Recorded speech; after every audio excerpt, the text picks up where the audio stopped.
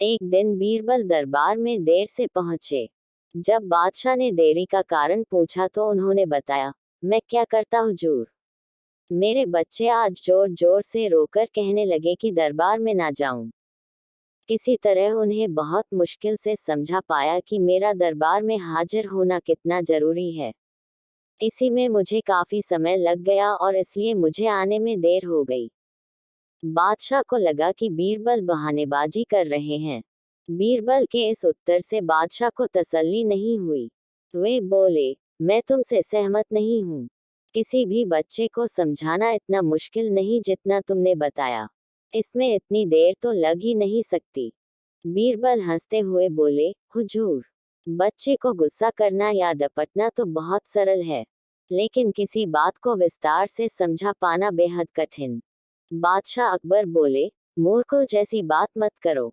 मेरे पास कोई भी बच्चा लेकर आओ, मैं तुम्हें दिखाता हूँ कि कितना आसान है यह काम। ठीक है, जहाँ पनाह। बीरबल बोले, मैं खुद ही बच्चा बन जाता हूँ और वैसा ही व्यवहार करता हूँ। तब आप एक पिता की भांति मुझे संतुष्ट करके दिखाएं।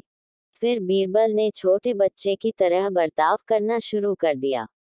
उन्होंने तरह तरह के मुंह बनाकर बादशाह अकबर को चिढ़ाया और किसी छोटे बच्चे की तरह दरबार में यहाँ वहाँ उछलने कूदने लगे। उन्होंने अपनी पगड़ी जमीन पर फेंक दी। फिर वे जाकर बादशाह अकबर की गोद में बैठ गए और लगे उनकी मूंछों से छेड़छाड़ करने। बादशाह कहते ही रह गए, नहीं नहीं मेरे बच्चे, ऐसा मत करो, तुम तो अच्छे बच्चे हो ना। सुनकर बीरबल ने जोर जोर से चिल्लाना शुरू कर दिया। तब बादशाह अकबर ने कुछ मिठाइयाँ लाने का आदेश दिया, लेकिन बीरबल जोर जोर से चिल्लाते ही रहे।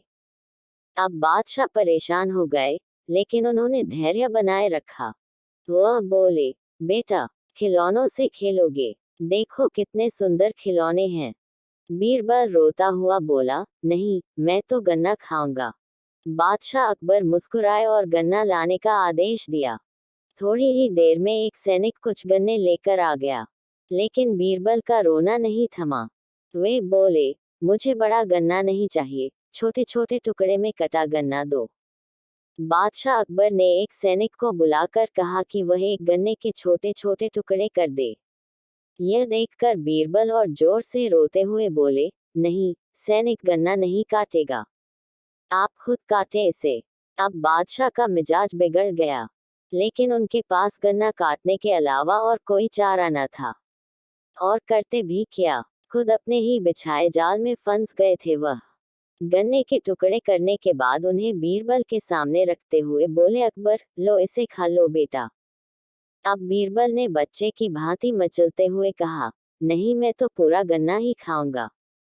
बादशाह ने एक साबुत गन्ना उठाया और बीरबल को देते हुए बोले, लो पूरा गन्ना और रोना बंद करो।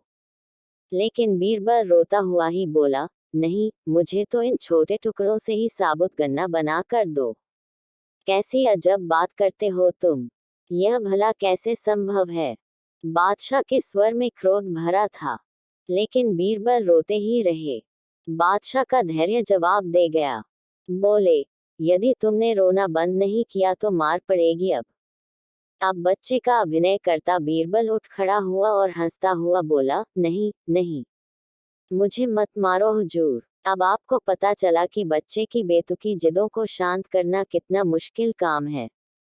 बीरबल की बात से सहमत थे अकबर। बोले, हाँ ठीक कहते हो। रोते चिल्लाते जिद पर अड़े बच्चे को समझाना बच्चों का खेल नहीं। कहानी अच्छी लगी तो चैनल सब्सक्राइब और लाइक जरूर करें, और कमेंट करें नेक्स्ट कहानी का नाम। जय हिंद।